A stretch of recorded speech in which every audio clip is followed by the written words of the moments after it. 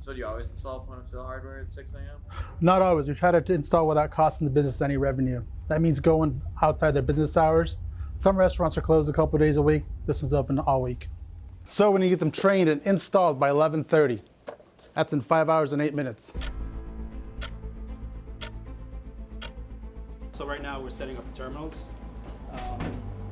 This is actually the easy part. We've done this a bunch.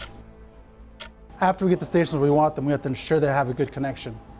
That could be the tough part, depending on what they had before. And we got internet. It's really nice to have somebody who's here and handles that for us. So, we can go about our days and handle everything else that goes into running a restaurant. The entire menu is in there. The whole menu? It's already in there? It's already in there. Our menu team has been working with the restaurant to ensure that everything works, right from the first shift. We're ready for training.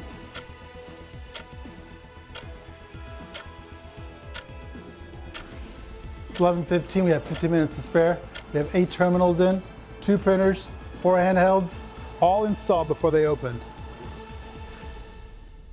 All right, let's do it again. Thank you.